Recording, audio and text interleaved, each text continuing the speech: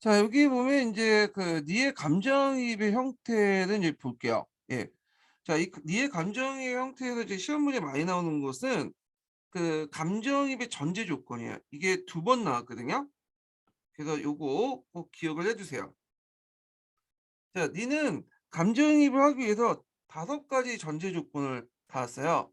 첫 번째 뭐냐면 보편성으로서 우리와 과거 사람들이 공통된 인간성을 공유하고 있다. 인간의 본성은 똑같잖아요. 자, 특성은 과거의 생각은 현재의 생각과 차이가 있다. 왜냐하면 이제 똑같더라도 상황적 배경이나 이런 것들이 사는 데가 다를 수도 있고 실제 분위기가 또 다를 수 있으니까 뭐냐면 다를 수가 있겠죠. 이런 차이점도 있고요. 그다음 계통성은 요거 좀 오타인데 음 과거의 삶과 현재의 삶은 서로 떨어질 것이 아니라 역사를 통해서 관련을 맺고 있다는 점. 예. 그래 갖고 지금의 삶 자체가 예전하고 뭐냐면 연결된 것이 떨어진 게 아니라 이렇게 뭐냐면 서로 연결돼 있다는 거 이런 거죠. 우리가 뭐 빨리빨리 문화 같은 것도 급격한 산업화 시대 때 요 전후 복구식 빨리 해야 되니까 이런 것들이 과거에 있었잖아요. 산업화도 빨리 해야 되고 전쟁 후에 이제 전후 복구도 빨리 해야 되고 등등 이런 것들이 이제 체제로 굳어져서 지금도 계속 남아 있죠. 빨리빨리 하고. 예. 자, 이런 것들이 이제 계통성이고 합리성이라는 것은 과거인도 그 당시 상황과 조건에서 합리적으로 행동했다는 거를 인정하는 그러니까 우리 입장에는 비합리적이지만 그때 당시 사람들은 합리적일 수 있죠. 그래서 목적, 상황, 수단에 따라서 그들도 합리적 행동을 했다. 이렇게 보시면 되고요. 자, 그다음에 상황성은 과거의 생활 형태는 그 시대의 상황과 밀접하게 관련 있다고 간주한다. 뭐 이렇게 어 보시면 되겠죠. 간주함이 같겠죠. 그래서 보편성, 특수성, 계통성, 합리성, 상황성 요거를 외워 두셔야 돼요. 예, 요거를. 예. 그래서 요 관련된 내용은 파란 책이 있고 노란 책에도 있어요. 요 관련된 내용. 자, 그다음에 이제 감정이입의 종류를 이제 볼게요. 종류. 자, 이거는 이제 예전에 한번 객관식 기출 문제에 언급됐었어요. 뒤에 감정이입의 종류에 관련돼서 언급됐기 때문에 나올 가능성이 좀 있어요. 요거는. 자, 니는 감정이입의 종류를 네 가지로 나눴죠. 하나는 능력, 성취, 가정, 성향 이렇게 나눴죠. 좀 옮겼는데 그래서 네 가지로 나누고 했는데 요 내용을 보면요. 능력은 감정이입을 증거와 관련이 없거나 적어도 증거에서 추론할 수 없는 어떤 종류의 특별한 능력을 취급한다. 뭐 이거 어렵게 설명할 필요 없고 여러분들 이제 사주를 보거나 타로를 볼 때 거기 딱 들어가 보시면 어 "너 뭐 때문에 왔지?" 딱 맞히잖아요. 아 이게 감정이입이야. 그러니까 이런 거는 뭐 특별한 증거도 없어. 예. 그래 가지고 자기의 어떤 신기나 또 사주나 타로를 또 많이 보면 딱 얼굴 인상 보고 좀 판단할 수 있잖아. 예. 그러니까 이건 이런 능력을 감정이입의 능력이다. 예. 그래서 우리가 사주나 타로 볼 때 하는 그런 것들을 얘기하고요. 당연히 이거는 역사적 감정이입이 아니죠. 역사가는 예언가가 아니에요. 자, 성취로서 감정이입은 외워두셔야죠. 요게 나올 가능성이 많아요. 이게 역사적 감정이입하고 연결돼 있기 때문에 외워두셔야 돼요. 자, 행위자가 믿고 가치 있다고 여기고 느끼고 획득했던 걸 아는 거. 행위자의 믿음을 받아들이고 행위자의 감정의 영향을 고려해 주는 거. 이런 것도 있고 그다음에 증거를 토대로 상상적으로 재구성한다. 그래서 역사적 행위자의 믿음과 목적, 가치를 파악하는데 요게 중요하죠. 증거를 토대로. 그렇기 때문에 이제 성취적 감정이입은 인지적 성격을 갖고 있어요. 예. 그래서 인제 요 밑에 있죠. 감정의 인지적 측면이다. 그래서 자료를 토대로 다른 사람의 감정을 상상하는 능력이다. 그래서 성취로서 감정임은 역사적 감정이니까 밀접하게 관련있다. 이렇게 보시면 돼요. 자, 그다음에 가정으로서 감정임인데 이건 감정이입을 행위자나 사회 집단이 믿었던 것이나 그 가치를 무엇이냐 아는 과정. 예. 발견 수단으로서 취급하는 거야. 대표적인 게 이거는 문화인류학이나 이런 데서 인제 많이 이용해요. 그래서 이거는 어떤 거냐면 내가 이제 아프리카의 어떤 A 부족을 탐구하고 싶다. 그러면 A 부족에 가 가지고 같이 생활하는 거야. 그래서 그 사람들의 어떤 감정을 아는 거, 스스로 이제 이렇게 발견해 가면서 알게 되는 그런 것들이 인제 근데 이 가정으로서 감정임은 역사의 감정임은 아니에요, 요거는요. 다른 이제 뭐 문화인류학이나 이런 데서 필요했던 감정이고, 그다음에 이제 성향으로서 감정이 있어요. 합리성을 전제로 해서 감정이입의 정의적 측면, 감정이입의 다른 관점을 고려하는 성향 경향을 말하는데, 자, 요거는 일부 뭐냐면 역사로서 감정이입이에요. 예. 성취가 주요지만 요것도 일부만 이제 성향에서 감정이 있다. 역사로서 감정에 포함된다. 이렇게 보시면 되겠죠. 네. 그래서 합리성을 전제로 하는 것은 과거 사람들도 우리처럼 합리적으로 행동했을 것이라는 걸 전제를 한 거야. 예. 그리고 사료가 없을 경우에는 이제 정의적 측면도 필요했다고 했죠. 앞에서 얘기한 것처럼 그 정의적 측면의 어떤 감정이입도 필요한다고 했죠. 사료가 없을 경우에는. 그래서 이제 감정이입을 하려는 어떤 성향 및 경향 같은 것들은 이제 성향으로서의 감정이입이다. 이렇게 보시면 돼요. 그래서 네가 얘기하는 성취로서 감정이입이 주고 성향으로서 감정은 보조적이다. 이렇게 얘기를 하고 있어요. 그래서 여러분은 성취로서 감정이니까 성향으로서 감정이입에 초점을 맞춰갖고 공부를 해두시는 게 좋을 것 같아요.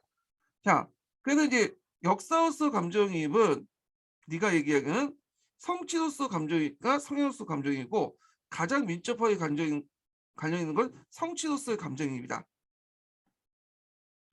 예.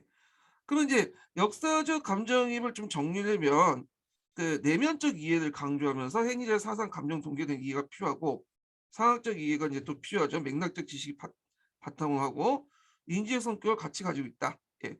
그런 것도 있죠.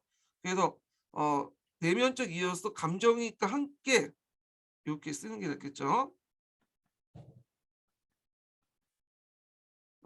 내면적 이해도 필요하다. 예. 그래서 요걸 이제 이렇게 하면 부분론하고 연결돼 있죠. 부분론 이렇게 이제 보시면 돼요.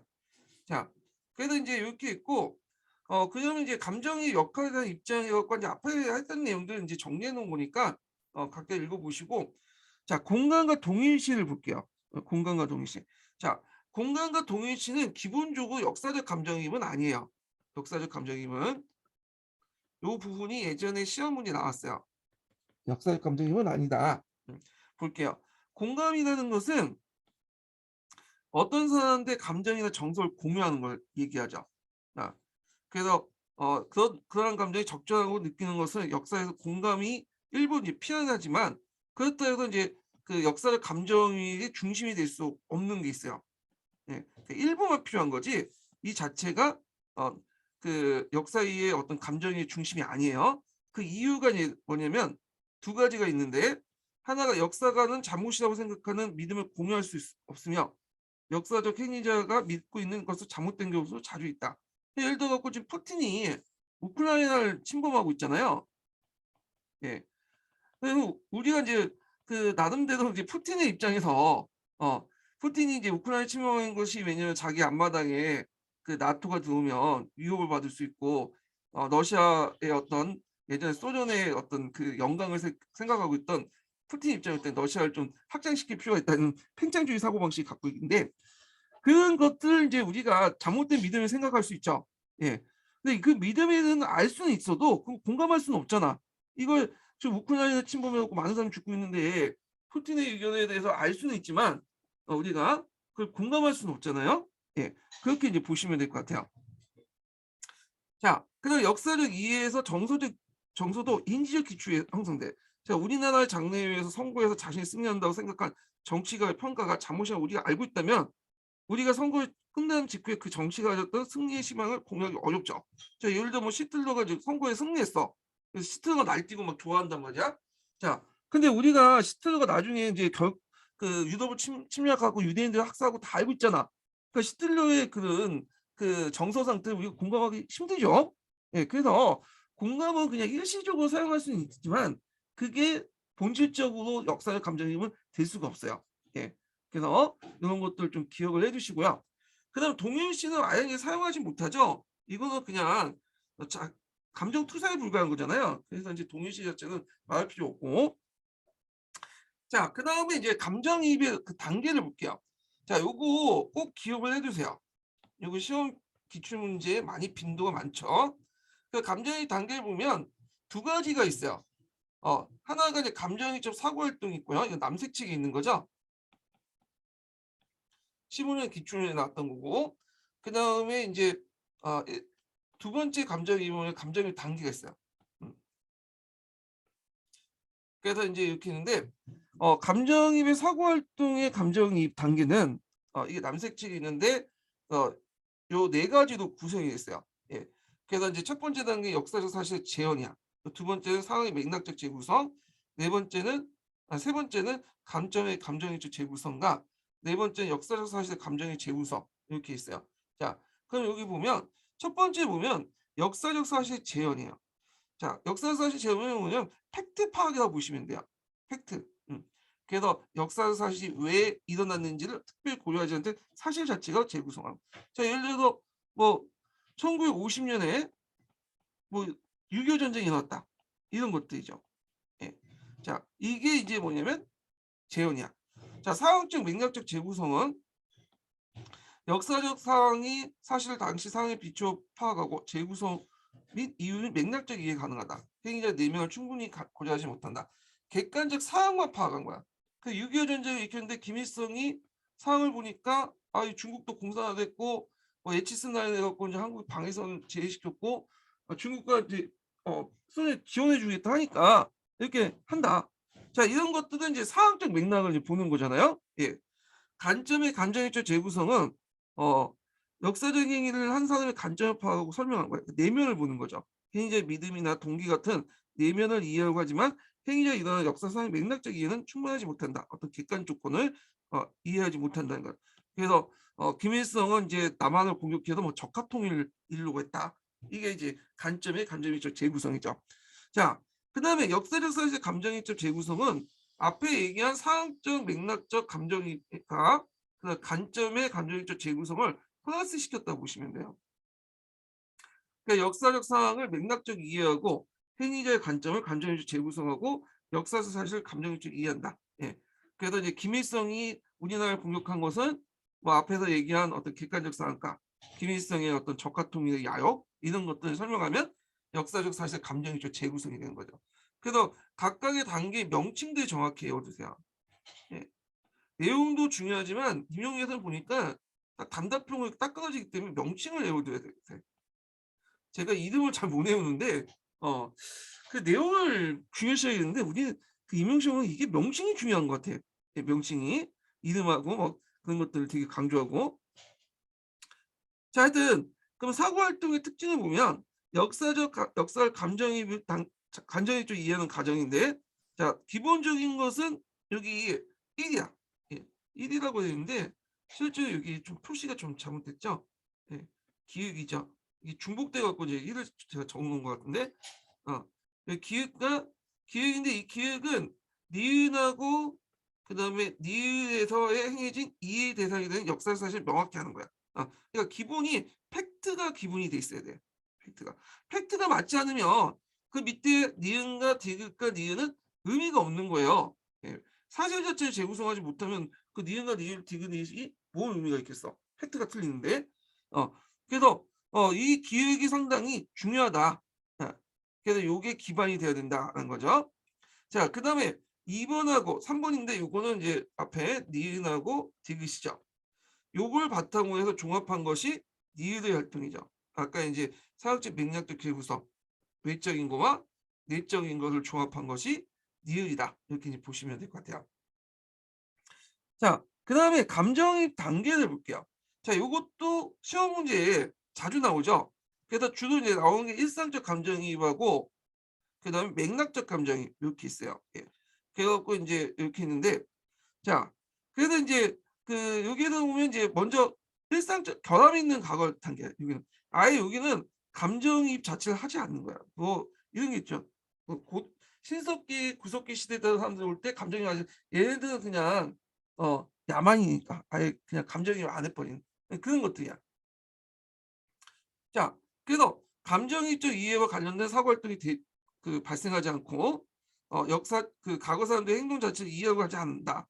뭔가 과거 사람들은 무식하고 원시적이고 그렇기 때문에 우리하고 완전 달라. 그게 해서 감정이입을 하지 않으려고 하는 거야.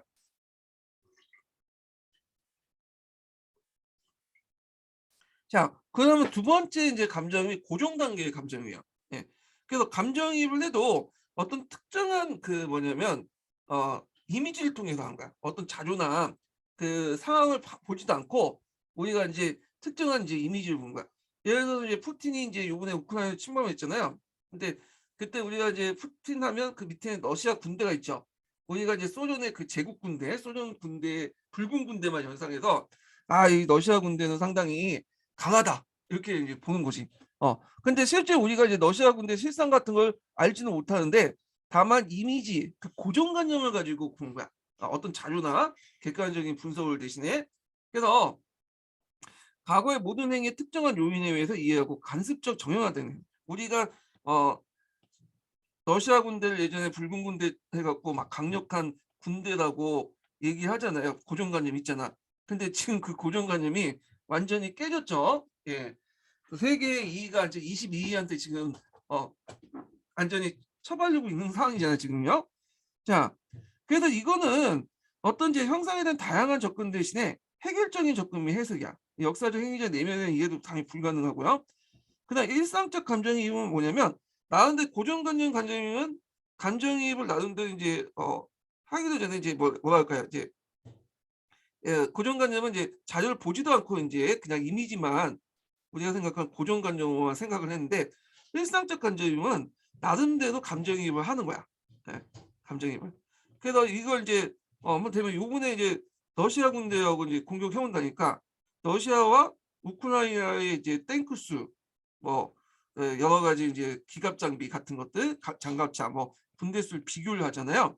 그러니까 이제 러시아가 우위가 있을 거다. 왜냐하면 수적 우위하니까 또 질도 되게 중요하니까. 그래서 우리 관점에 그냥 뭐냐면 상식적인 선에서 얘기를 하는 거잖아요, 지금. 예. 그래서 이제 우리 기준을 가지고 다른 시대를 보는 거야. 예. 그래서 이제 외적인 것만 좀 보고 그래서 우리가 이제 역사적 행위 상식적 수준의 일상생활을 이제 통해서 이해한다. 근데 이게 상당히 시대착오적인 이해가 될 수 있는 게 뭐냐면 어 우리의 관점과 그쪽의 관점이 다를 수가 있잖아요. 예. 그러다 보니까 맥락을 고려하지 않고 우리가 그렇게 생각하니까 우리의 보편적 감정을 가지고 이해를 한단 말이야. 예. 그런데 그게 인제 과거의 사람과 다를 수가 있어. 예. 그래 갖고 이게 맥락적으로 구성하지 못하니까 인제 제대로 이해가 되지 못한다는 거죠. 예. 그렇지만 일상적 감정임은 우리의 관점에서 다른 사람의 관점을 보지만 과거의 관점을 보지만 나름대로 역사 학습이 필요해요. 왜 필요하냐? 처음부터 너무 그 사람들의 어떤 관점에 따라서 과거의 관점에 가면 얘들이 어려워해.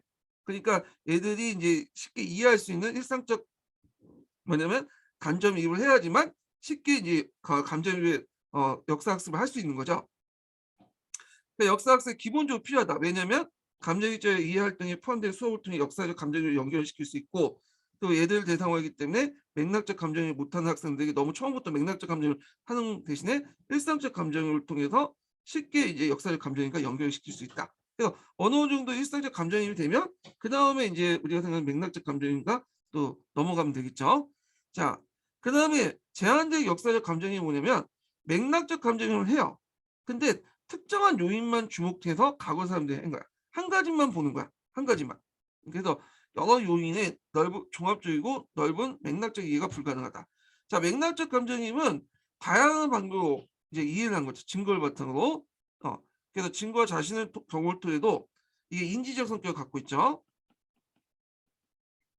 행위자의 성향을 고려해서 과거의 제도, 행위자의 의도, 목적, 가치 등을 이해하는 역사적 기능이고 공감이나 그다음 동일시와 구분하고 미학적 감정인가 사회학적 감정인가 다르다. 그래서 맥락적 감정이 역사적 감정이다. 그래서 인지적 성격과 다양한 측면에서 접근해서 이해할 수 있다. 그래서 우리가 이제 아까 이제 우크라이나 이제 군사 비교면 단순히 양적인 것만 보고 수치화된 것만 봤잖아요. 근데 막상 전쟁이 나니까 이제 러시아가 깨지잖아. 예, 우크라이나한테. 그러니까 이제 이때부터 우크라이나의 특징과 어떤 뭐 분석 그리고 러시아가 허락한 점 등등을 다 보잖아. 그렇잖아요. 이것도 일종의 맥락적 감정이입이야. 예. 그래서 이제 이렇게 이제 보시면 되고요. 자, 그래서 이제 이 특성을 보면 역사적 감정이입은 그러니까 맥락적 감정이입은 그 과거인의 일반적 생각을 들어간 역사 이해고 증거와 자신의 경험을 토대로 과거의 상황과 행위자 상황을 고려해서 과거의 제도, 행위자의 의도, 목적, 가치 등을 이해하는 역사적 기능이다. 그리고 광범위한 맥락 속의 이해 및 이해 및 설명하고 정보나 증거가 충분히 하지 않으면 사색 등을 사용한다. 현재와 당시 상황들의 차이가 중요하다고 인식하고 자신의 관점을 전환한다. 그러니까 자기 생각이 틀리면 증거에 따라서 자신의 생각을 또 바꿀 수가 있는 거죠. 예.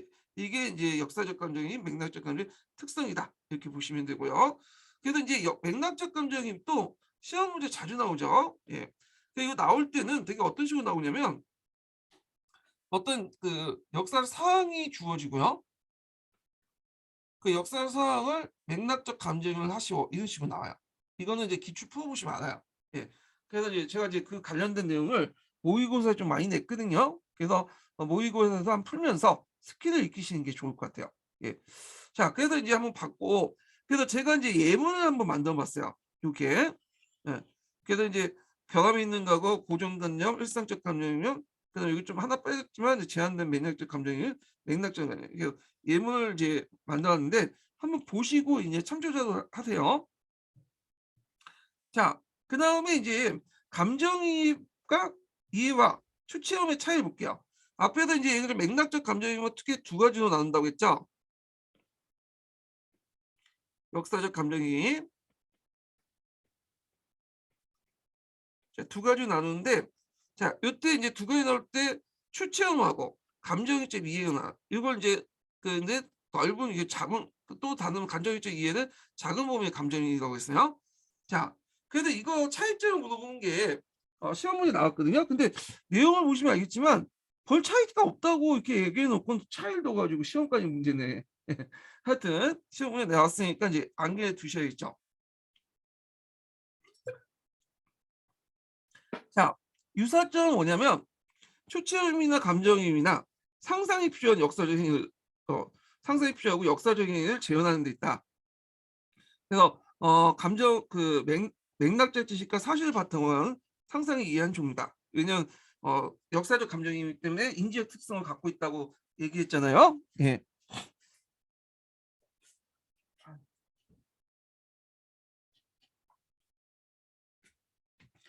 자, 근데 차이점이 있어. 차이점은 뭐냐? 자, 자신이 추체험은 자신이 직접 해보는 거야. 체험을 통해 느끼는 거죠. 그래서 자신의 역사적 행위가 되어 역사적 사건이나 현상을 체험함으로써 역사를 이해한다. 예. 그러니까 대표적인 게 이제 시뮬레이션이라든지 역할극 이런 걸 통해서 당신이 뭐뭐였다 가정해 보시고 이 가정을 수업 활동을 통해서 자신의 체험을 통해서 당사자 입장에서 이해하는 게 추체험이야. 감정이입 또는 감정이입 이해는 과거 행위자 입장에서 역사 사실을 생각해 보면서 역사 사실을 이해하는 거야. 그러니까 몸을 통해서 이해하는 게 아니라 머리를 통해서 이해하는 거야. 그래서 삼자적 입장을 객관적으로 이해하는데 주의할 것은 이 개념상의 분류고 실제적으로는 같이 이루어져요. 예. 먼저 감정이입한 다음에 그걸 이제 추체험으로 넘어가죠. 예. 그래서 이제 같이 이루어지고요. 그 역사학습 활동에도 여기 추체험 활동이라고 되어 있지만 실제 감정이 같이 있어요. 이게. 자, 그러면 감정이입과 추첨의 학습 방법을 볼게요. 예. 여기 있는데 요 관련된 내용이 이제 언제 나왔냐 18년 기출의 문제 나왔고요. 보통 교수 학습 방법 관련된 내용은 녹색 책에 있는데 요 부분은 남색 책이 있어요. 아마 이제 감정이입과 추천과 연결돼서 나왔기 때문에 이 부분에 쓴 것 같아요. 그 이론 파트 부분에 쓴 것 같은데. 자, 그럼 추체험 활동 보면 이런 가정들이 필요해. 당신이 뭐뭐였다 가정하고 뭐뭘 하시오.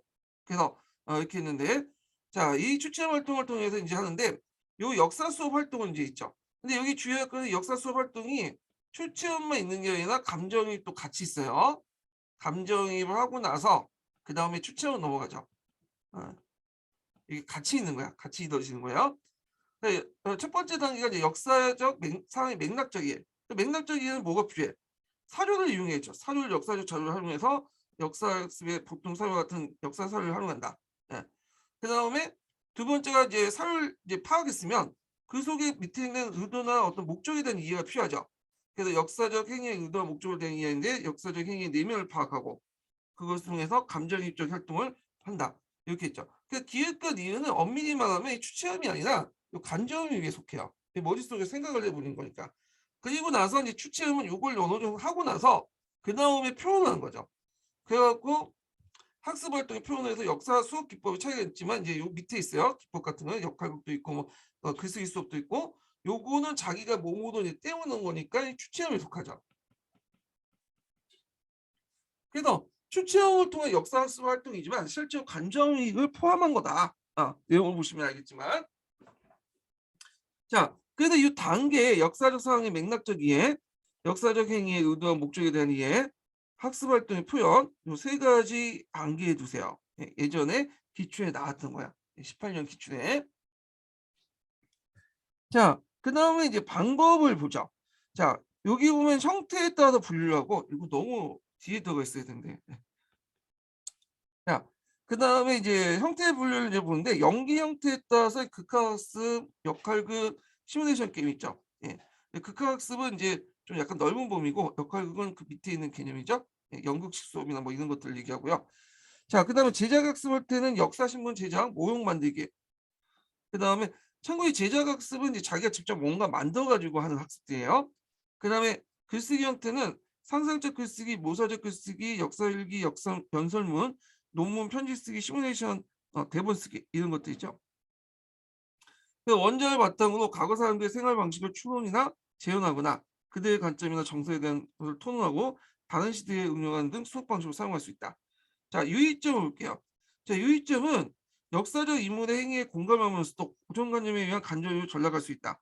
그래서 자신과 역사적 인물을 동일시하면서 역사적 감정을 머물 수 있다. 이건 잘못된 거죠. 뭐 공감, 그 다음에 뭐 그 동일시 이런 것도 엄밀히 말하면 그 역사적 감정입이 아니잖아요. 근데 하다 보면 어 이게 역할극을 하다 보면 그 내 제가 지금 자기가 하는 배역과 자기가 동일시 되기 시작해. 근데 그 연기는 그게 되게 잘 되거든요. 왜냐 연기를 하려면 그 사람과 동일시해 갖고 하는 게 좋잖아. 그래야지 연극을 잘하는 거고. 근데 지금 연극 수업이 아니에요, 그거는. 그래서 어느 정도 객관화가 필요한 거야. 객관화. 여기 공감하고 동일시하면 캐릭터의 공감과 동일시하면 문제가 있는 거야. 예. 자기가 뭐 그 시틀러 연극 관련된 역학을 하는데 내가 시틀러 동감을 해갖고 이거 공감하고 막 동일시해 버리면 이건 이제 멘탈 구조가 이상하게 돼 버린 거죠. 예. 자, 그다음에 유의점 두 번째는 수업의 결과가 학생들의 역사 이해 보다는 글쓰기 연기 능력에 따라 좌우될 가능성이 있다. 그래서 이제 초점이 뭐예요? 역사 이해잖아. 이 글쓰기나 연기 능력은 이게 뭐예요? 그냥 수단이죠. 근데 하다 보면 얼마나 글을 잘 쓰냐, 연기 능력이 뛰냐, 여기만 보는 거야. 그러면 얘가 얼마나 역사 이해를 하는지는 잘 그렇게 관심이 없어요. 그리고 마치 이런 거 주객이 전도하잖아. 평가도 마찬가지. 그러다 보면 글쓰기나 연기 능력에 초점을 맞춰 갖고 평가해 보면 이게 연기 수업이나 국어 수업이 된 거예요. 이건 안 된다는 거죠. 그래서 하나의 수단으로서 이해를 해야지 이걸 목적시 해서는 안 된다. 이렇게 내용이 있고요.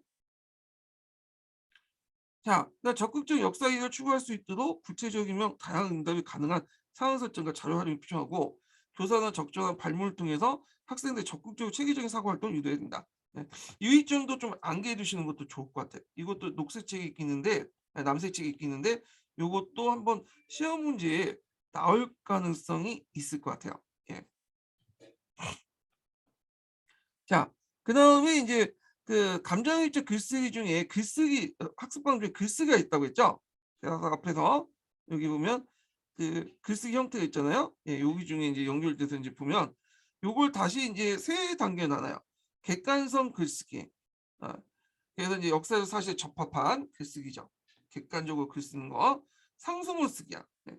그래서 이제 남색책이 어떻게 되어 있냐면 상소문 쓰려면 나름대로 이제 상소문 사회적 문제라든지 그 당시 사회적 문제라든지 역사의 배경을 좀 알아야 될 거 아니에요. 예. 그래서 상소문은 당시 사회의 관심사나 해결할 문제에 대해서 자신의 의견을 제시한 글이다.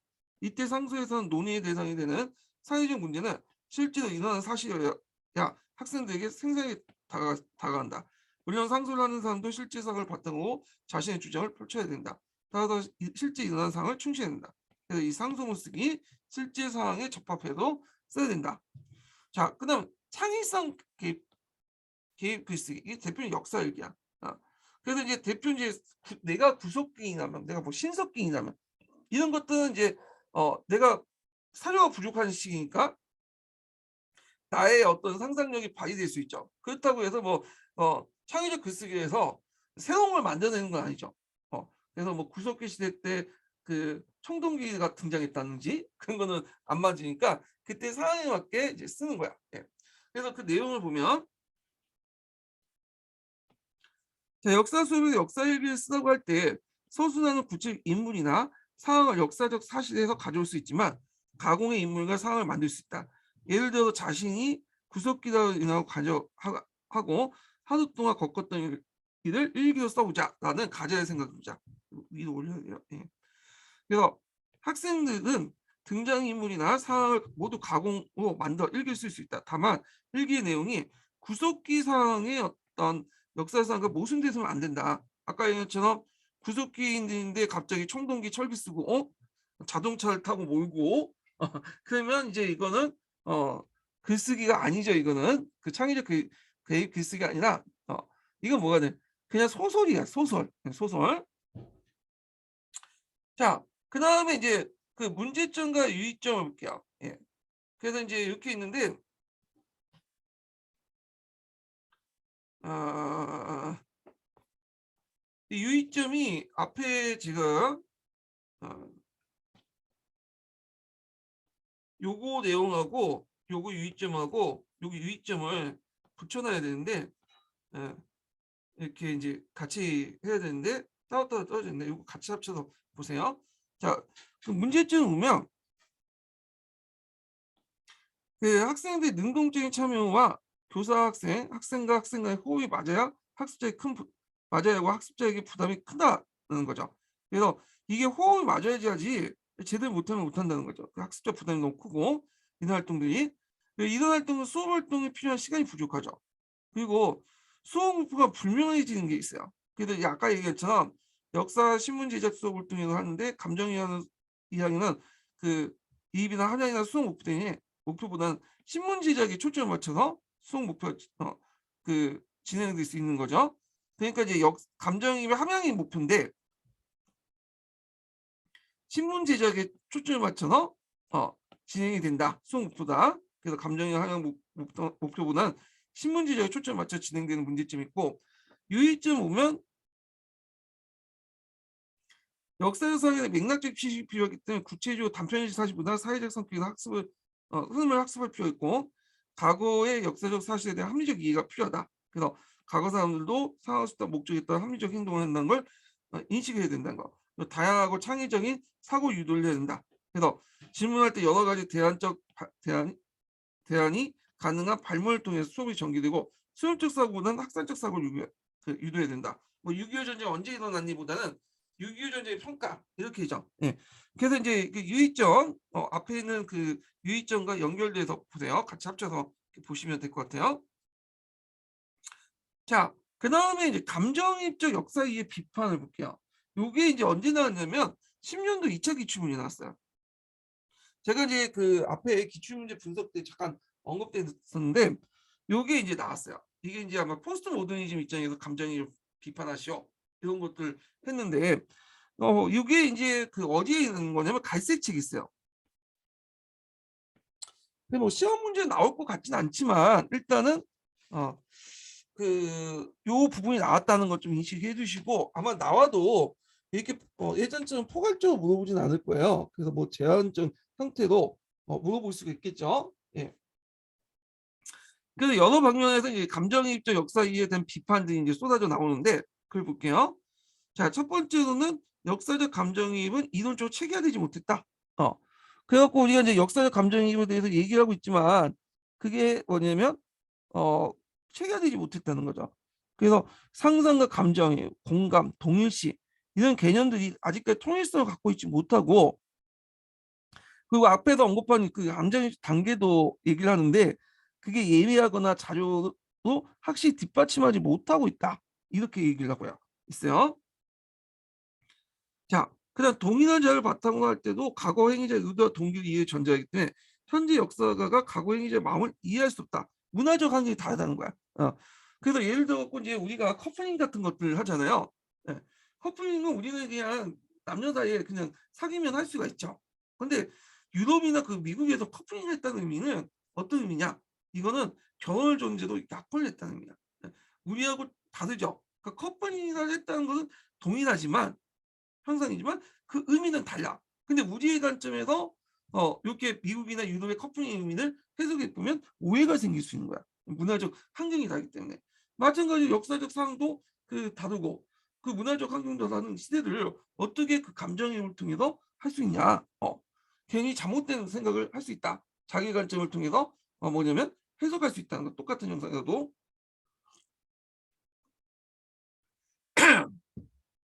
자, 그다음에 포스트 모더니즘 텍스트론적 관점이 그래서 이제 비판한 거야. 요게 예전에 한번 기출문제 나왔죠. 그래서 얘는 텍스트를 이제 강조를 해요. 텍스트라는 것은 앞에서 언급한 것처럼 그 자체가 허구성이고 주관성이고 사실을 제대로 반영되지 못하고 있죠. 예. 그래서 이제 요걸 기반으로 이제 보시면 되는데, 자, 역사는 언어로 표현되며 우리의 언어를 통해 역사를 이해한다. 언어는 역사 상황의 반영이 아니라 언어 자체가 각오를 만들어내는 거야. 그러니까 이제 언어를 통해서 허구적인 걸 만드는 게 팩트가 아니라 그걸 통해서 어떻게 감정이 하냐. 이게 이제 그거. 그다음 역사적 사실은 자료를 만드는 사람들이 해석이 된다. 그래서 역사적 사건의 행위적 입장을 담아내지 못하고 역사에도 있는 사람에 따라 해석이 이 개입된다. 그래서 이제 당연히 이제 이때 비판적 역사 읽기와 비판적 그 읽기와 비판적 해석 읽기인가? 예. 잘못됐네. 음. 비판적 읽기를 시도해야 된다. 이거죠. 예, 요거. 자, 그다음 맥락적 이해 가능성 구조. 보통 우리가 이제 감정이입을 하기 전에 컨텍스트를 강조해요. 사회적 역사적 맥락을 강조하잖아요. 거대 담론을 강조하고. 근데 이 거대 담론 컨텍스트도 결국에는 뭘로 구성이 된 거예요? 언어로 적혀 있는 거죠. 그 언어로 만들어진 거기 때문에 당연히 그걸 구성하는 그 사람의 관점과 해석이 개입될 수밖에 없고, 그런 거 이걸 통해서 그 당시 사람들의 그 감정을 본다? 아니라는 거죠. 그래서 감정이입 자체가 불가능하다. 그래서 이런 측면에서 이제 비판을 했어요. 테스트론 쪽에서 감정이입 비판을. 자, 그다음에 제키스는 이제 견해가 있어요. 이 사람 뭐 견해가 나올 가능성 별로 없긴 없는데 일단은 그 주제 안에 들어갔기 때문에 좀 적어놨어요. 이 사람은 이제 그 감정이입을 철학적 문제와 실천적 문제 두 가지 이유로 불가능하다 이렇게 보고 있어요. 네. 철학적 문제와 실천적 문제. 이거 읽어보시면 뭐 약간 좀 이해가 안 되는 부분도 있는데 일단 그 사람 견해니까 보면 철학자도 이제 친한 사람들 마음속에 알지 못한데 시공간적으로 떨어진 사람들 마음을 알 수 있냐. 그래서 이제 이 사람이 철학자니까 그 얘기를 하는 것 같아. 철학자가 이제 뭔가 모든 사람들의 마음을 알고 있다는 그런 전제로 좀 약간 맞진 않은데 하여튼 그 사람이 얘기한 거니까. 그 다음에 의사소통에서는 과거가 아니라 현재 관점에서 구성이 된다. 그 과거 사람들이 얘기했던 것도 결국에는 현재 사람들에 의해서 의미가 재해석될 수 있다는 거죠. 그 다음에 실천적인 문제를 보면 역사가의 인식론, 방법론, 이데올로기 가정속의 연구 자금은 과거 구명이 어렵다. 학생들이 역사적 상황을 인식하는 게 아니라 수업 경험을 역사적 행위로 인식한다. 그래서 그 역사적 상황, 그 당시의 사람들의 어떤 그 상황에서 감정이입이 아니라 교사가 그 수업을 하면서 얘기하는 것들 있죠. 감정이입을 하면서 하는 무슨 강사님이 되게 열심히 하는 그 수업 시간에 내러티브적 어떤 그 감정이입 거기에 빨려든다는 거야. 그래서 교사나 유명한 강사들이 막 써내면 그 알고 있죠. 근데 그렇게 알고 있는데 그 사람들이 그 얘기하는 감정이니까 실제 그때 당시에 사람들이 감정이입은 다를 수가 있잖아요. 예. 자, 그래서 이제 철학적 실천적 문제 측면에서 감정이입의 문제점을 했고, 그래서 이제 문제점을 지적을 하는데, 이런 측면을 볼 때 이제 감정적 이해는 다른 사람의 마음을 그대로 이해하는 걸 전제로 하는데, 감정적 역사에는 합리적 이해할 수 있는 범위만 할 수 있다. 그래서 이제 우리가 목적 상황 수단에 따라서 합리적 이해할 수 있는 범위만 하는 거지, 비합리적이나 무의식적이나 상황적 배경이 다를 경우는 할 수 없다는 거야. 그 사람의 결론이야. 문제점은 결론이야. 그러니까 이 사람의 결론은 뭐겠어요? 야, 일부만 감정이입을 할 수 있다는 거야. 이 대부분은 철학적 문제와 실천적 문제 때문에 할 수 없다라는 것이 그 사람의 생각이야. 그 사람의 생각. 자, 그래서 이제 이렇게 해서 이제 뭐 감정이입의 비판 부분 갈색책에 있는 내용들 봤고요. 자, 그러면 일반적 설명 방식으로 들어가죠. 자, 남색책에 보면 일반적 설명 방식하고 그 다음에 그 철학적 설명 방식.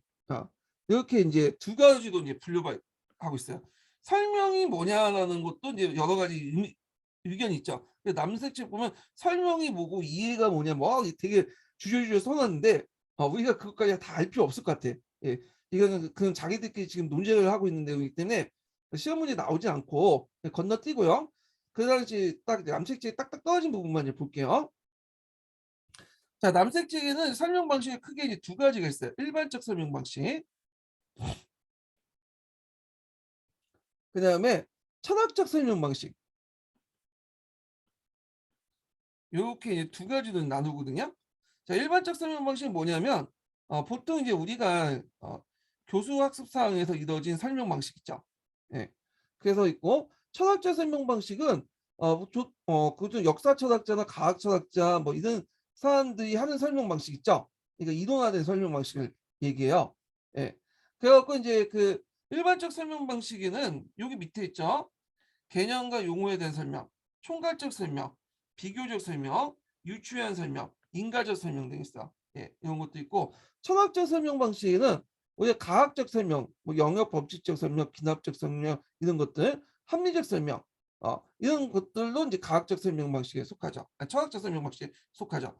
그리고 있고 또 총괄적 설명도 철학적 설명 방식에 속해요. 그래갖고 일반적 설명 방식과 총괄적 철학적 설명 방식 이렇게 나눌 수 있고 일반적 설명 방식과 철학적 설명 방식 중에 서로 교집합된 설명 방식이 있어요. 예. 이런 것들이 뭐 총괄적 설명 방식이 이런 것들이죠. 예. 그래서 여기에는 먼저 살펴볼 것이 뭐냐면 일반적 설명 방식이야. 그래서 앞에서 얘기한 것처럼 교사가 학생들에게 하는 설명 방식, 수업 현장에서 하는 방식을 얘기한다. 이렇게 보시면 돼요. 자, 일반적 설명 방식은 되게 중요하죠. 요거 시험 문제 좀 많이 나와요. 일단 뭐 개념과 용어에 대한 설명이 있고요. 그 다음에 총괄적 설명인데 총괄적 설명은 일반적 설명 방식에 속하기도 하지만 또 철학적 설명 방식 속하기도 해요. 그렇기 때문에 요건 뒤에 이제 뺐어요. 나중에 있고 그 다음에 비교적 설명 방식 같은 경우에는 비교 설명 방식은 예전에 설명했죠. 비교학습 부분에 요거가 있고 그 다음에 유추적 설명 방식 요것도 기출 자주 나오죠. 대개 비교 아니면 유추가 2, 3년마다 한 번씩 계속 골라서 나와. 그 다음에 인과적 설명 방식 이렇게 이제 보시면 되는데 자 그러면 이제 먼저 살펴볼 개념과 용어에 대한 설명이에요. 자 이거 11년 기출문제에 언급됐던 건데요. 자 의미는 뭐냐면 이해하지 못한 개념과 용어의 의미를 알기 쉽게 설명을 하는 것이죠. 그래서 해서 이해를 도움을 줄 수 있는데 자 그래서 역사적 사고의 발달 수준을 반영되고 있다. 그래서 이제 절대왕정 수업에서 절대주의 개념을 모르면 안 되잖아요. 그래서 절대주의 개념을 설명한 다음에 절대주의와 관련된 왕권시설, 관료제, 상비군, 중상주의, 중군주의, 무역 차익주의 설명해요. 그래서 절대주의는 큰 개념과 그 밑에 있는 작은 개념들을 설명한 거죠. 그래서 역사에서 학생들이 이해하기 어려운 추상적 개념 용어가 많기 때문에 이건 개념 설명 상당히 필요해. 용어 설명이나 자 수업 방법 같은 게 뭐냐면 일단은 역사 사실 중에 공통된 형성이 나타난 이상적인 형태의 설명 모델을 따라서 이제 설명해요. 이게 무슨 말이냐면 이걸 이제 일사에서는 뭐라고 얘기하냐면 이념형이라고 해요. 그 막스 베버가 이제 창시했다는 건데 이게 뭐냐면 우리가 이제 막스 베버 뭐라면 관료제를 이제 설명할 때 관료제 여러 가지 특징들이 있잖아요. 그리고 이제 그 영국의 관료제가 다르고 미국의 관료제가 다르고 뭐 프랑스의 관료제가 다 다르잖아요. 이렇게. 그렇지만 나름대로 이렇게 공통점이 있어. 많이 공유될 수 있는 부분들. 요걸 이념으로 삼아서 이렇게 설명하는 방법이야. 네. 관료제 안에 여러 가지 특징도 있지만 그리고 각 시기마다 조직마다 관료제 다 틀리잖아요. 그렇지만 그걸 다 설명할 수 없으니까 그 이념형 그래서 그 중심된 핵심 부분만 많이 포괄될 수 있는 부분만 설명 모델을 만드는 거야. 이게 이제 그 밑에 있는데 자 봉건제도를 설명한다고요. 봉건제도. 근데 요도의 봉건제도 보면 되게 많죠.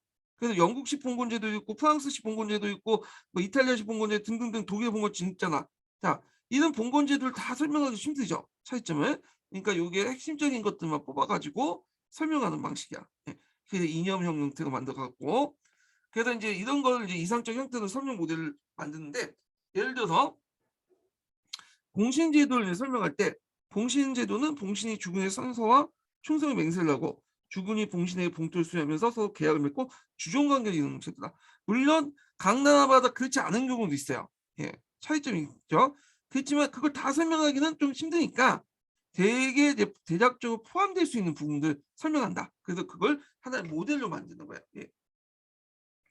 자, 그다음에 이제 요게 이제 용어와 개념에 대한 설명 방식은 또 개념학습과 또 연결돼 있어요. 요거는요.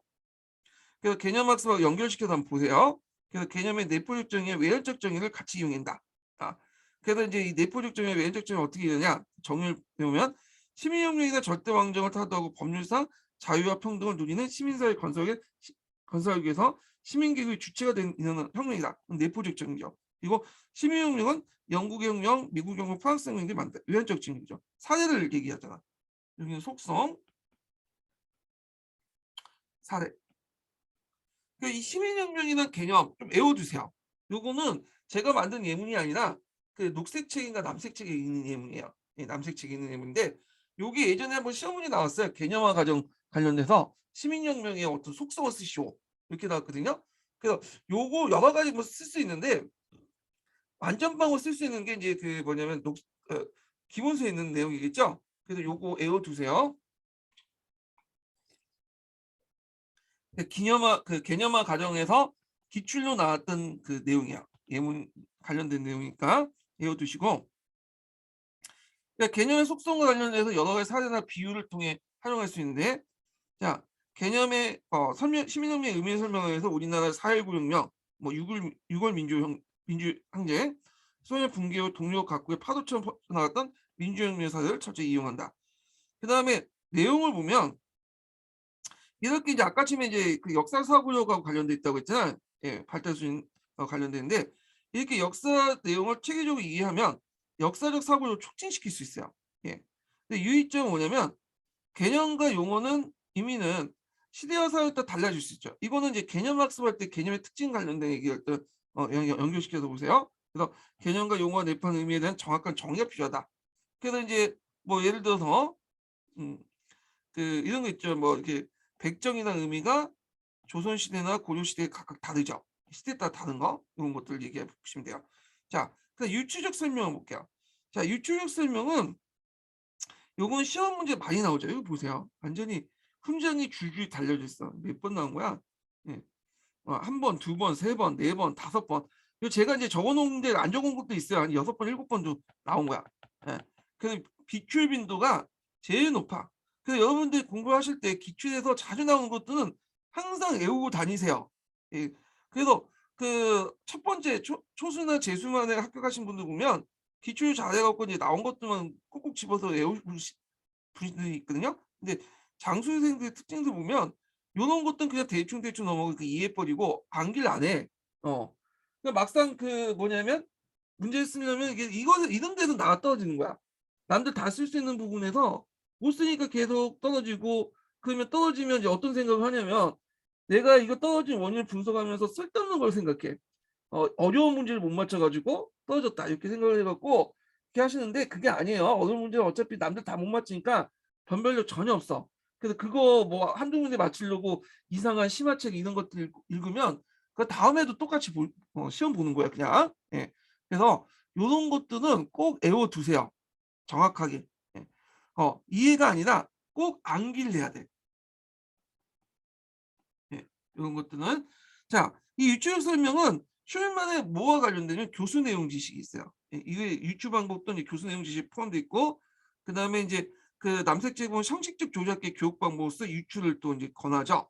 그래서 유추적 설명 관련된 내용이 남색책 부분에 있는데 남색책 부분에 있는 내용이 있는데 여기 형식적 조작기와 관련돼 갖고 유추 관련된 내용이 있어요. 그러니까 일반적 설명 부분에도 있고 그 당시 이제 그 형식적 조작기 관련된 부분 있죠. 삐아제 피랄레 모델 거기에 남색책 부분에도 그 내용이 있어요. 그걸 이제 두 개를 합쳐 놓은 거예요. 자, 개념이 예전에 한번 시험 문제 나왔죠. 유추는 뭐냐면 둘 이상의 대상 사이에 보이는 유사성 관계에 대한 암시 이론 인식이다. 그래서 역사적 사건의 개별성과 일반성을 연결시켜준다. 동형의 사건을 찾아서 그 양자 간의 관계를 유추시킨다. 개별적인 것 안에 일반성을 끌어내는 거다. 이렇게 보시면 되죠. 자, 유추는 역사학만 쓰는 게 아니야. 사회생활에도 쓰이고 각종 학문에도 다 유추가 쓰여. 그래서 그 사례를 보면요. 고유의 대농장을 설명하려고 나티푼디움을 설명하고 대농자와 나티푼의 개별성을 각각의 일반성과 연결되죠. 그래서 대농장과 나티푼디움을 설명하고 나티푼디움과 그 대농장이 크다라는, 농장이 크게 크고 많은 사람을 동원해서 하는 그 농장이라는 일반성과 연결시키죠. 예. 자, 그 다음에 고대사의 특수한 간섭을 이해하고자 인류학자는 오늘날에도 아프리카, 남아프리카 밀림 깊숙한 곳에 존재하고 있는 원시 사회의 모습을 관찰하고 관찰하고 고대 사회의 특수한 간섭을 추론. 이게 근데 잠깐만. 어, 2도부터 고대 2도부터가 아니라. 예. 자, 모습을 관찰하고 2도부터 고대 사회의 특수한 간섭을 추론한다. 뭐 이런 것들. 그래서 이런 것도 이제 뭐냐면 이것도 마찬가지로 인류학에서 사용하는 거죠. 그래서 다른 학문도 사용한다. 이렇게 보시면 되죠. 그래서 고대 사회 그 부족을 이해하는데 지금 타임머신 타고 갈 수 없으니까 현재 그 아마존이나 뭐 아프리카에 있는 부족들 보고 유사성을 찾는 거죠. 이런 것들 이제 보시면 될 것 같아요. 자, 하령을 보면 사건의 기존 지식과 경험을 바탕으로 그 새로운 사건을 이해하는 방식이야. 예. 그래서 이걸 이제 기존의 경험과 지식을 뭐라고 하냐?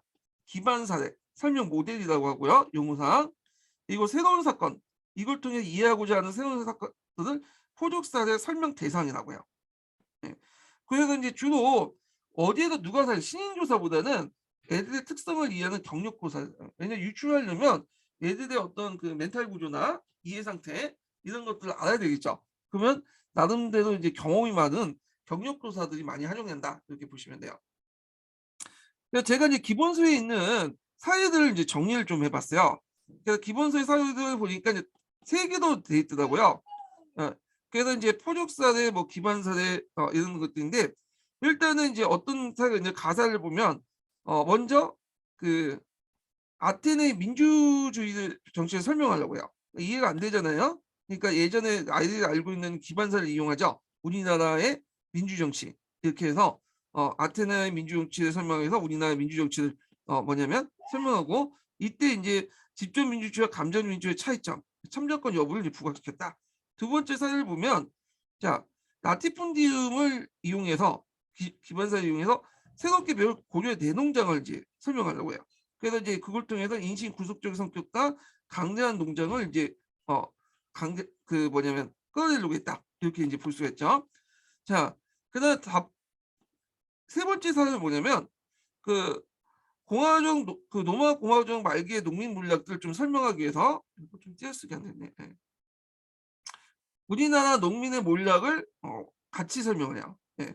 그래서 이제 이렇게 했는데 이걸 통해서 이제 값싼 농산물 수입의 농민 몰락 이렇게 설명할 수 있고 그다음에 1929년 대공황을 설명하기 위해서 지금 뭐 월가의 주식 폭락 이게 아마 쓰여질 때가 그때 이제 금융공황 때요. 그 2008년도 리만 브라더스가 그 와가지고 파산되고 막 주택 담보대출 막 해가지고 모기지가 막 이렇게 서브 프라임 모기지 사태 있죠.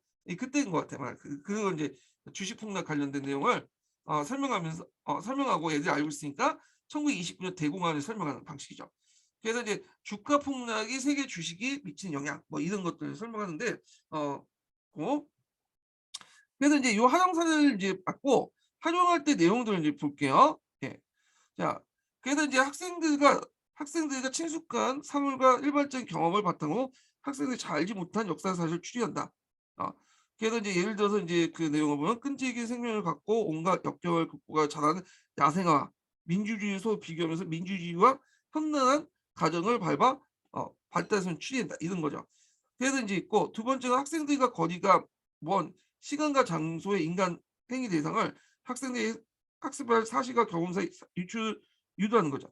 현지 민주주의와 뭐 그리스 민주주의 비교 이런 것도 있고 자 역사적 사례 비역사적 사례를 이용하죠. 자 역사적 사례는 통일신라 시대 말과 상황과 고려의 건국 사례예요. 사례 잠깐만요. 통일신라의 상황과 고려의 건국을 사례도 이용하여 예.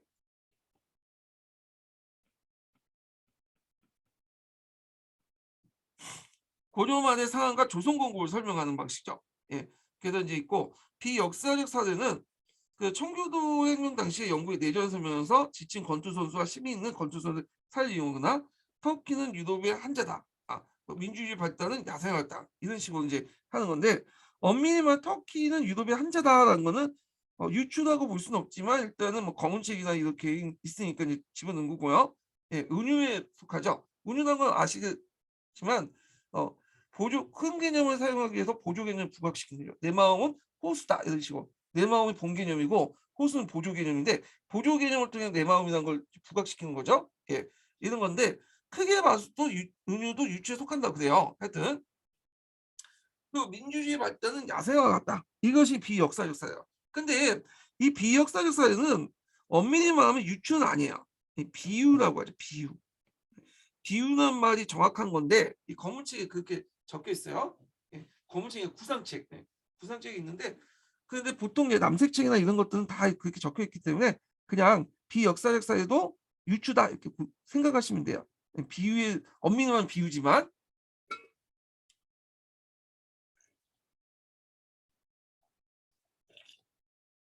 자 그래서 그 밑에 사례들 관련된 내용 제가 설명했으니까 넘어가시고 자 그다음에 이제 장점을 볼게요. 장점.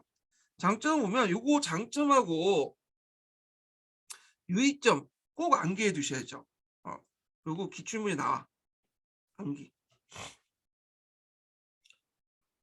제가 암기해 두시라고 하는 건 꼭 암기해 두세요. 이거는. 예. 자, 그래서 장점은 생소한 역사적 사실에 익숙한 경우를 통해 새로운 역사적 사실을 추리 유도시키고 학생들의 관심을 유발시켜 학생 효과를 함양시킬 수 있다. 그리고 역사 사실과 비교, 대조, 분석을 통해서 학생들의 역사 사고를 촉진시킬 수 있고 그다음 두 사건의 공통된 역사를 학습하면서 특수성 차이점을 파악할 수 있다. 그래서 그 유추는 비교 학습과 또 연결돼 있어요. 그래서 이게 비교가 뭐 표적 사례와 기반 사례 이런 식으로 나누잖아요. 그 두 개의 사례를 하면서 그 유사점과 또 차이점을 얘기하죠. 그럼 자연스럽게 비교가 되는 거잖아. 예. 그래서 유사점과 차이점도 같이 얘기하잖아요. 자, 유의점 올게요. 유의점은 뭐냐? 두 가지 대상 중에 어떤 부분을 부각시킬지 고려할 것. 기반 사례와 이제 설명 그 표적 사례를 명확히 구분해야겠죠. 예. 그래서 요거와 이제 기획과 니은은 같은 부라고 보시면 돼요. 그다음에 유추의 대상이 공통점과 차이점을 갖고 있는 성격을 파악할 것. 그래서 공통점도 있지만 차이점도 있어요. 이것도 공통점만 생각하시면 차이점도 같이 부각시켜라. 예. 그리고 학생들의 선행학습 정도나 경험의 양가치를 고려해서 학생들의 친숙한 경험에 출발할 것. 그래서 그 예가 이제 노란책에 나와 있는데 요 예문이에요. 예. 여기는 이제 사회만 적용했는데 이게 사회가 실패했어요. 그래서 기반서의 나티푼 내용을 이제 가르치려고 했어요. 중학교 2학년 때. 그래서 애들이 이제 중학교 1학년 때 고려의 대농장을 이게 3학년 때 나티푼dium을 이제 가르치고 잠깐 말 잘못했네요. 예. 그 고려의 이제 대농장을 가르치려고 했어요. 이때 이제 중학교 3학년 애들한테. 근데 중학교 2학년 때 세계사 시간 때 나티푼dium을 배울 거 생각해서 나티푼dium 알고 있다고 생각해서 고려의 대농장을 얘기를 했는데 오히려 이 나티푼dium 몰라. 예. 이게 현실적이죠. 왜냐면 중학교 애들이 뭐 중학교 2학년 때 배웠다고 해서 중학교 올라서 3학년 올라서 알겠어요? 그러다 보니까 라티푼디움 자체가 얘들 입장에 잘 모르기 때문에 고려의 대농장도 실패할 수밖에 없죠. 그걸 어떻게 설명을 해? 예, 잘 모르는데. 자, 그래서 학생의 성향학습 정도, 경험의 양과 질 고려, 학생의 친숙한 경험에서 출발해야 된다는 거. 그 다음에 이제 학생의 자발성 유도가 어렵고 교사의 의도와 달리 다르게 유추할 수 있다는 거. 그리고 또 부정적 인식의 위험성을 사전 검증과 동형 구하기가 어렵다. 예. 뭐 이런 등등을 이제 할 수 있고요. 자, 그 다음에 이제 부정적 인식의 위험성을 사전에 검증해야 되고 또 비슷한 사례를 구하기는 좀 어렵다. 네, 이렇게 보시면 될 것 같아요. 자, 그래서 유의점 내용도 외워두시고요. 예, 요거 시험 문제 예전에 몇 번 나왔으니까 꼭 기억을 해두세요. 예. 그러면 두 번째 인증번호 알려드릴게요. 두 번째 인증번호는 85번이에요. 85번. 두 번째 인증번호 45번입니다.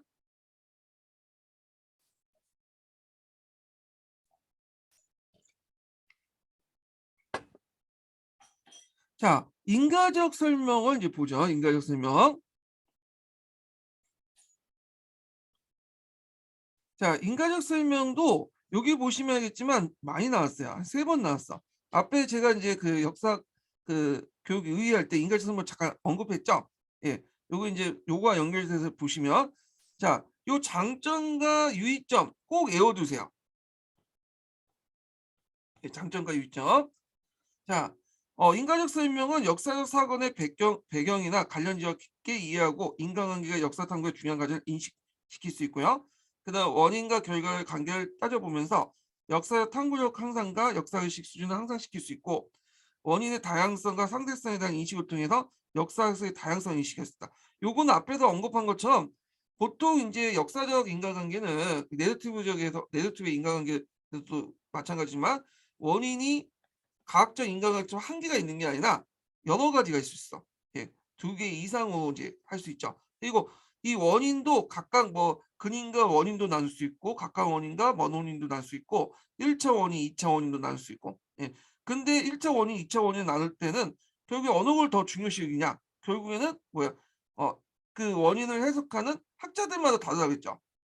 그래서 당연히 주관성이 개입되고 역사에서의 다양성과 연결된다. 이렇게 보시면 돼요. 자, 유의점은 뭐냐면 이것도 예전에 한번 기출문제 나왔죠. 예전에 한번 같이 풀었던 문제 중에 이제 연결됐는데 원인 선정 과정의 역사가와 역사교육의 관점 및 어 가치관이 개입된다고 하는 인식을 해야 되고 그다음에 학생들의 성개념과 오개념을 점검하고 수정해야 돼. 그 원인의 다양성과 복수성을 인식을 통해서 수정을 해 줘야 된다. 그래서 이제 프랑스 대혁명을 설명할 때 마리 앙뚜아네트가 사친을 부려 가지고 프랑스 대혁명이 일어났다. 물론 그게 한 가지 원인이 될 수 있죠. 그렇지만 그것 때문에 하겠어요? 여러 가지 원인들이 많겠죠. 뭐 계몽사상이나 그다음에 재정 파탄, 앙시아네즈 모습 이런 것 때문에 더 근본적인 원인이고 마리 앙뚜아네트의 그 뭐냐면 사치는 한 가지 원인에 불과해요. 그리고 앞에서 언급했던 마리 앙뚜아네트 그 사치 때문에 일어났다는 거는 일종의 뭐냐면 잘못된 개념일 수도 있어요. 왜냐하면 그거는 나중에 만들어졌거든. 프랑스 혁명 측에서 오스트리아의 그 여인이었던 마리 앙트 그 왕비를 일종의 이제 뭐냐면 희생물로 삼기 위해서 혁명의 폭발점을 삼기 위해서 평소에 그 안 좋은 감정이 있었거든. 프랑스 여자가 아니라 해서. 예.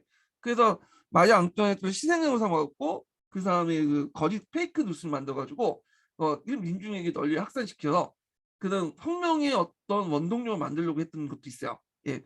그런 것도 있는데 이런 거 잘못된 개념이니까 수정할 필요가 있겠죠. 자, 그래서 역사적 인과관계 성격을 보면 그 자연과학의 인과관계는 결과에 대한 배타적 원인만 한 가지 원인만 존재하잖아. 예. 물이 100도씨 이상만 있을 때 끊죠. 예. 근데 그 이상의 원인은 없잖아. 자, 그래서 인과관계는 엄격한 실험 연구를 통해 증명했는데 이에 반해 역사적 인과관계는 결과에 대한 여러 가지 원인이 존재하고 그 결과의 사료를 통해 증명해야지만 증명력이 엄격하지도 않죠. 그리고 원인이 어느 것을 중요시하고 비중에 차지에 따라 역사학적 주관적 견해와 관점이 상당히 개입될 수밖에 없다. 이렇게 보시면 될 것 같아요. 자, 그다음에 후미가 있는데 후미라는 것은 이제 그 영국의 그 철학자 중에 있어요. 그 경험론을 강조하는 철학자 중에 있어요. 그래서 윤리 교과에서는 되게 유명한 사람이긴 하는데 역사에서는 뭐 거의 듣보잡이죠. 예. 근데 다만 이제 여기 남색책에서는 인과적 설명 관계를 할 때 후미 인과율을 설명을 하고 있는데 그냥 한번 읽어 보세요. 예, 그냥 이거는. 자, 그 역사적 인과관계의 이제 특징들을 이제 볼게요.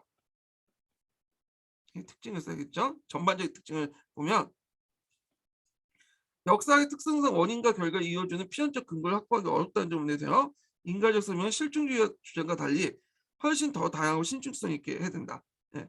그래서 실증주의라는 거는 이제 여기 신실증주의 염두에 두고요. 신실증주의자들은 인과관계의 특징을 뭐야? 과학적 인과관계도 염두에 두죠. 왜냐하면 인간사회나 그 과학적 법칙도 사회상황이나 인간사회 역사적 상황에 적용할 수 있다고 하는 입장이니까. 근데 이 실존주의자는 과학적 사고방식을 갖고 있기 때문에 인간관계를 딱 하나만 생각해. 그렇지만 얘네들은 역사학에서는 그렇게 생각하지 않고 좀 다양하고 신축성 있게 봐야 된다. 그러니까 엄격한 통제 아래서 한 가지 원인만 있는 게 아니라 좀 더 느슨한 형태에서 여러 가지 원인이 존재한다. 이렇게 이해를 하시면 되겠죠. 자, 그래서 역사적 인과관계에 대한 설명의 원인의 다양성, 복수성을 파악하는 노력이 필요하고 또한 사건의 원인들은 그 사건이 배경되는 상황적 원인과 그 사건을 추구한 직접적 원인이니까. 자, 그래서 이제 이 상황적 원인은 근인이라고 하죠. 그리고 이 상황적 원인은 원인이라고 하죠. 예, 좀 먼 원인이죠. 이때 원자는 먼 원자야. 예, 제가 한자를 이렇게 봤나요? 예, 이게 원인이고, 근데 여기에서는 이제 직접적인 원인 근인, 가까운 원인이죠. 예. 그 예를 들어서 1차 세계대전을 예를 들 때 1차 세계 3비 정책과 뭐 삼시 정책의 대립 이렇게 얘기하면 이게 원인에 속하죠. 근데 사라예보에서 이제 오스트 항태자가 죽은 거는 네, 근인에 속하죠. 이렇게 이제 알아볼 수가 있겠죠. 자, 그래서 이제 인과적 설명 관련된 내용을 얘기를 했고, 인과적 설명은 그 앞부분에 제가 인과적 그 역사적 인과적 특징 같은 거 얘기한 거 있죠. 요거와 연결시켜서 보시면 될 것 같아요. 요거는요. 그래서 예전에 한번 시험 문제 나왔던 거예요. 자, 그다음에 실증론적 설명을 넘어가죠. 실증적 설명, 여기는 실증적 설명이라는데 철학적 설명이 속해요. 여기. 그러니까 이제 이거를 보면 크게 아까 이제 철학적 설명이 있다고 했죠. 철학적 설명 방식이 크게 이제 실증론하고 그 다음에 또 하나가 이제 그 뭐랄까요? 아, 실증 설명 방식하고 그 다음에 두 가지 이제 실증론하고 간접론이 플러스되는 설명 방식이 있어. 이 실증론 가학적 설명 방식이 여기에 속하죠. 예. 그래서 가학적 설명 방식은 그 상황이 넣은 영역적 법칙 설명, 항목적 설명이 있고 그 다음에 이제 발생적 설명도 넓게 보면 가학적 설명 방식으로 볼 수 있어요. 포괄 법칙 관련된 내용이죠. 요거는 그래서 포괄 법칙 관련된 내용에서 이제 이렇게 세 가지가 있다 이렇게 보시면 돼요. 예. 영역적 법칙적 설명, 이걸 포괄 법칙인데 영역적 법칙 설명이 대표적인 포괄 법칙이에요.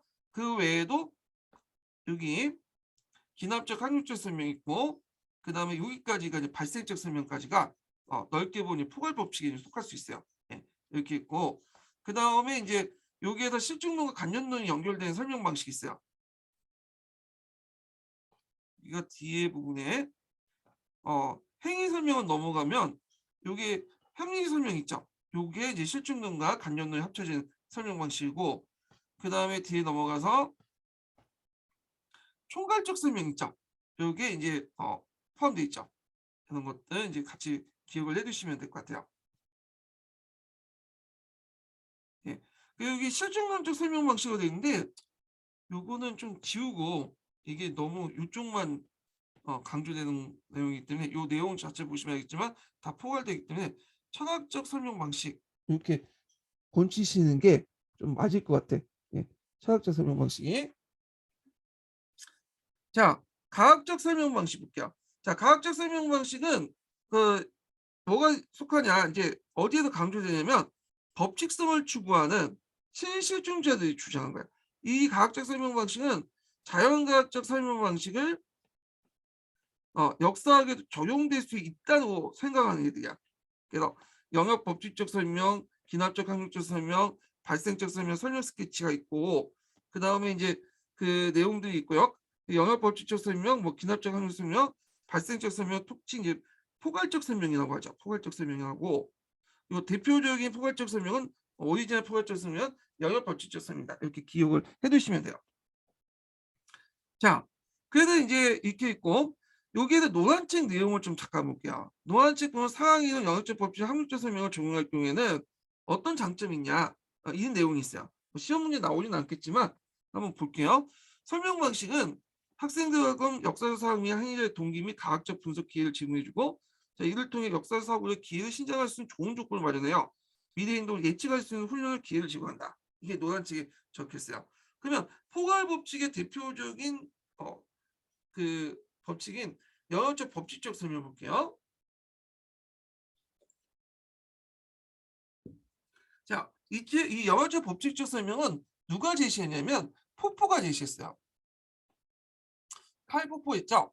그래서 칼포포가 열린사에 적인하는 곳에서 이제 제시를 했고 이걸 이제 햄펠이 다시 재정리했어. 예. 그래서 남색책만 읽어보시면 햄펠이 이걸 얘기한 것처럼 돼 있더라고요. 그래서 영역법칙적 설명은 햄펠이 뭐 제시하고 이런 내용인데 그게 아니에요. 처음 제시한 건 포포야. 처음 제시했다는 말은 없어요. 남색책에도 햄펠이 포포의 이도를 받아서 햄펠이 다시 정리해서 제시한 거예요. 그래서 그 내용이 어디 나와 있냐면 논란책에 나와 있어요. 그래서 남색책 같은 게 논란책을 요약한 거거든요. 그 자료들을. 그렇기 때문에 약간 이제 그 이론적 배경을 좀 더 알려면 논란책을 보셔야 돼요. 그래서 마치 이제 남색책만 읽으면 '아 이거 햄필이 영역적 법칙 설명 제시한다.' 이렇게 생각을 할 수 있지만 그 논란책을 읽으면 그 과정이 쭉 나오기 때문에 포포가 제시한 거예요 이거는요. 자 하여튼 그 특징을 보면 모든 시기와 장소에 적용하는 포괄 법칙에 의해서 역사 사물이나 형상을 설명한다. 그러니까 자연현상 적용 가능하다. 예. 그래서 인제 있고 그래서 자연현상처럼 뭐냐면 역사적 상황에도 적용할 수 있다. 뭐 이렇게 인제 그 얘기를 했던 사람이야 이 포프가. 그래서 인제 역사적 인과적 설명은 영역적 법칙 설명의 특수한 형태고 역사 사건의 초기 조건과 일정한 보편적 법칙에 의해서 사건의 발생에 영역한다. 그 역사학의 일반 법칙이 아니라 사회학과 자연 법칙이 인용하여 설명했다. 그 역사학을 일반 법칙이 아니라 사회학과 자연과학적 법칙을 이용해 갖고 그 역사적 상황을 설명했다. 이렇게 보시면 돼요. 그래서 이제 도식을 만들었는데 대개 보면 이제 그 포괄 법칙이나 이런 그 과학적 설명 방식 도식은 요렇게 돼 있어요. CLE로 돼 있어요. C는 그 초기 조건들이에요. 네. L은 그 뭐냐면 어 법칙이죠.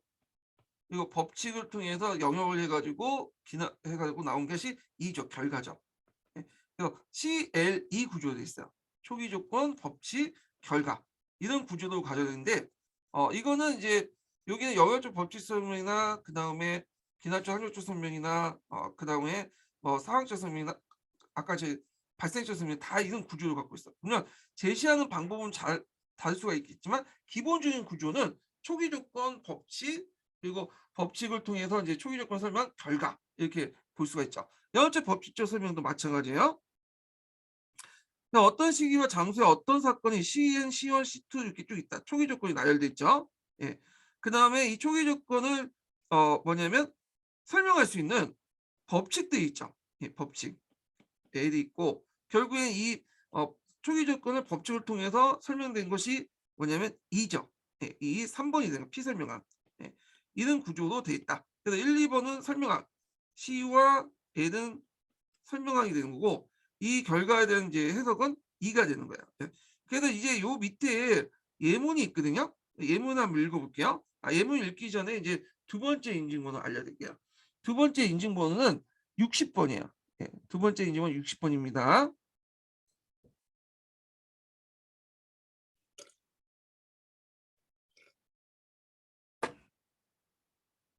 자, 내용을 보면 실내 운동의 가장자리에 물을 채워진 비커 속에서 얼음 운동에 떠 있을 때 우리는 얼음이 녹으면서 비커에 물이 넘친 걸 생각할 수 있다.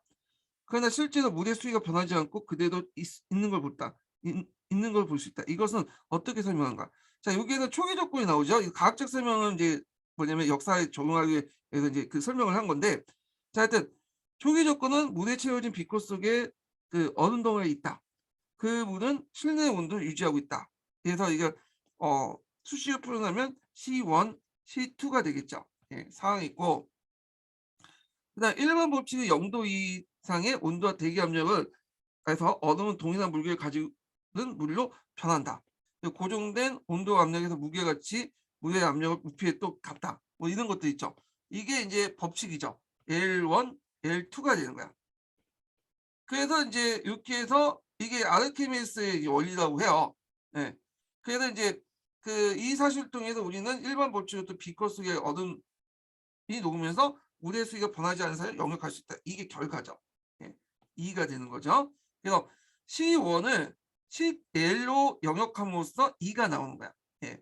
그래서 설명해 주는 거죠. 초기 조건에 대해서 이 아르키메데스 원리를 법칙을 이용해서 설명해서 이런 결과를 설명해 주는 거야. 예. 그러니까 이거는 앞에 내용은 설명하게 되는 거고 요거는 피설명항이 되는 거죠. 예. 이런 구조를 갖고 있다. 이렇게 기억을 해 두시면 돼요. 자, 근데 이제 이 포포의 행위 그 수업에 그 문제가 있어. 예. 왜냐면 자연 현상하고 사회 현상은 다르죠. 자연 현상은 법칙성이 100% 적용되지만 사회 현상은 100% 적용되지 않는 문제점이 있어요. 이게 딱딱 떨어지지 않아. 예. 그래서 이제 이게 이런 문제점을 해결하기 위해서 뭐 햄펠이 약간 수정해서 제시한 것이 뒤에 있는 확률적 설명 모델인데 그건 나중에 좀 얘기하고요. 자, 그래서 수업 묘형이 있어요. 그래서 이 수행원 노란책이 있거든요. 네, 그래서 이제 명시적, 암시적, 일반 법칙 이용해 설명하고 특정한 자유 조건 관련된 설명, 일반적 법칙을 이용한다. 뭐 등등. 그게 있는데 요건 뭐 각각 보시고 자, 그 역사학습의 유형점이 뭐냐? 사회과학과 자연과학적 법칙을 제시하여 복잡한 사건과 인간관계를 논리적 이해 가능하다. 초기 조건과 일반 법칙부터 사건의 결과에 영역해서 과학적 사고를 양성할 수 있다. 가설과 일반은 탐구학습에 유용하다. 자, 문제점은 뭐냐면 역사적 설명 과정 포괄 법칙을 찾기 어렵다. 상식적인 수준의 일반화와 확률성이 낮은 수준의 법칙에 불과한다. 그러니까 낮은 범위의 일반화, 낮은 시대와 이런 조건에 한정되어 있는 일반화를 얘기하죠. 자, 역사적 설명에서 초기 조건과 일반 법칙부터 사건의 결과를 영역하기 어렵다.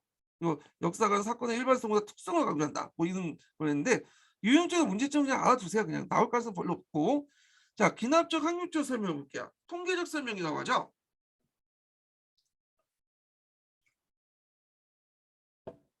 자, 이 기납적 확률적 설명도 앞에 이제 포프가 제시한 영역적 법칙적 설명을 어, 비판적으로 수정해서 만든 거야. 누가? 햄피디. 예.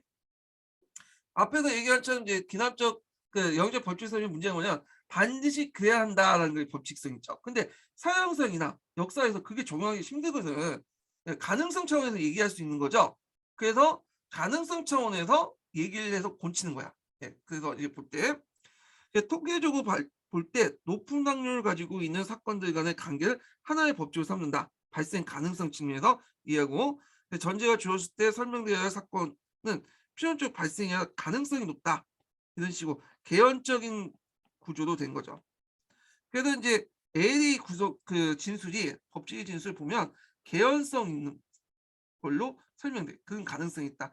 근데 앞에 얘기하는 영역 법칙성의 그 뭐냐 진술 방식은 개연적이 아니라 당위적이고 규범적이죠. 뭐뭐 해야 된다. 뭐 이런 식의 예. 자, 통계적 형태의 이제 어떤 법칙들을 특수한 성행적 조건을 적용한 거 외에 높은 확률성을 가지고 있기 때문에 초래해서 형상을 설명할 수 있다. 그래서 이것 때문에 이제 이름이 기납적 확률적 설명이야. 예, 기납적 확률성은 통계적 설명이라고 하죠. 자, 그러면 여기도 마찬가지 구조는 똑같아요. CA 구조야. 이 구조가. 근데 이제 설명하는 방식이 좀 달라요. 여기 보면 자, 존슨이 연쇄상균군에 감염되어 페니실린 주사를 맞았다. 초기 조건이 좀 나오죠. 그리고 연쇄상균군이 감염된 사람들은 페니실린 맞을 때 회복할 가능성이 거의 1에 가깝다. 요게 가능성이죠. 예.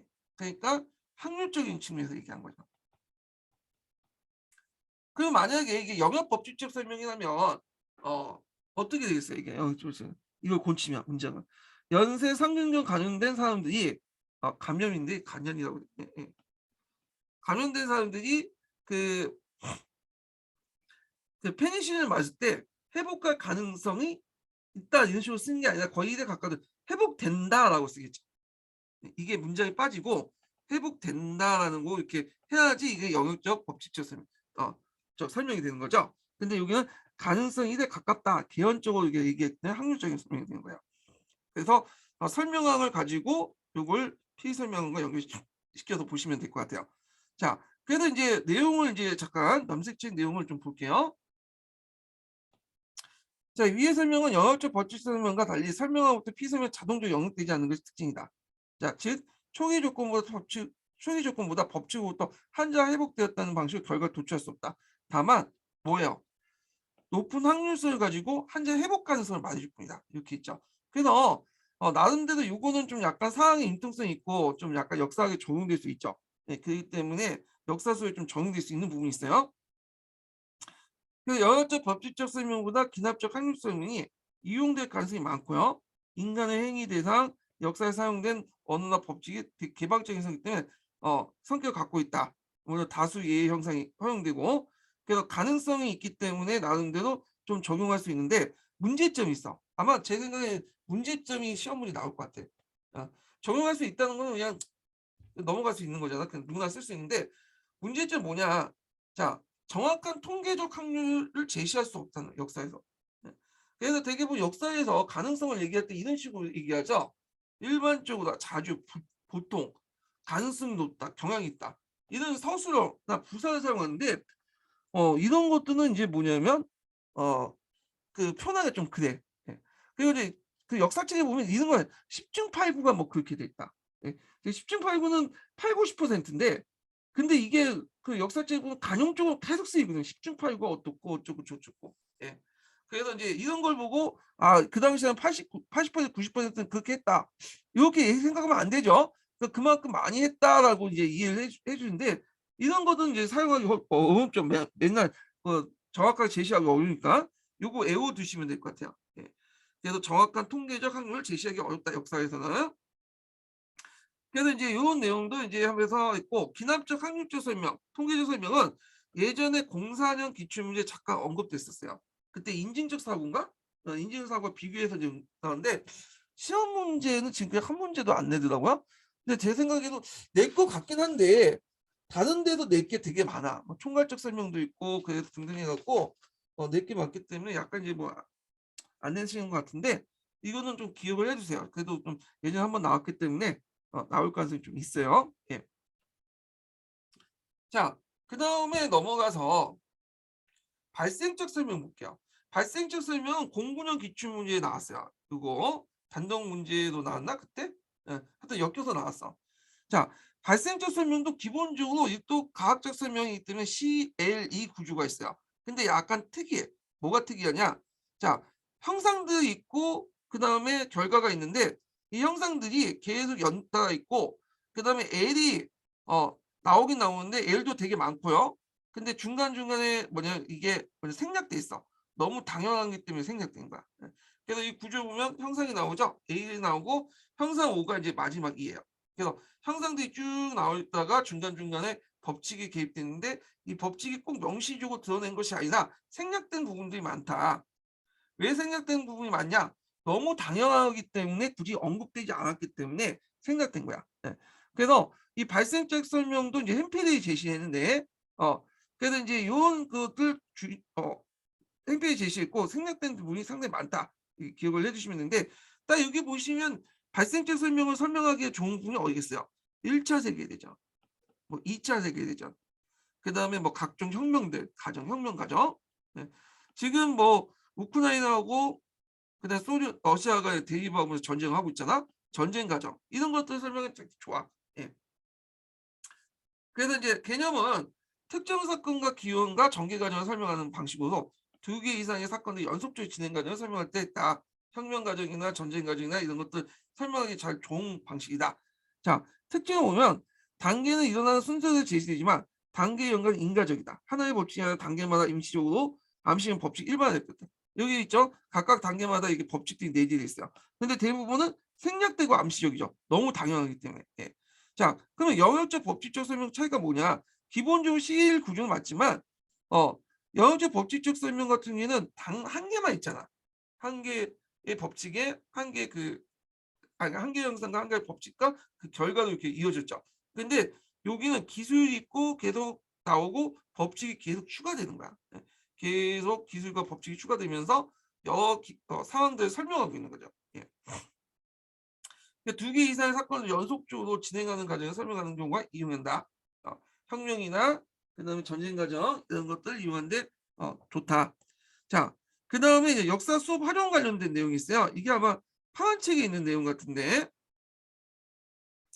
그래서 하나의 사건과 다음 사건의 이 인과적 관계를 맺으며 역사적 흐름 형성과 혁명과 전쟁을 설명하는 데 이용하는데 요게 이제 관련된 내용은 면죄부 판매 관련된 내용들이 쭉 있어요.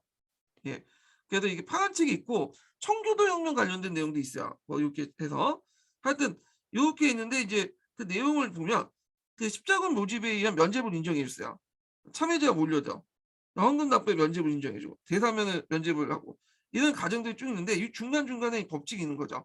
그래서 면죄부를 뭐 뭐 십자군의 면접 인정이니까 참여자가 올렸는데 사람들은 뭐 자기가 잘못 나중에 사후 세계에 어떤 천국을 가는 욕망이 있다. 이런 법칙들이 제시할 수 있잖아요. 근데 굳이 이런 법칙들을 중간에 다 언급하지 않는 이유는 당연한 거기 때문에 언급하지 않는 거야. 예. 그래서 생략된 거죠. 예.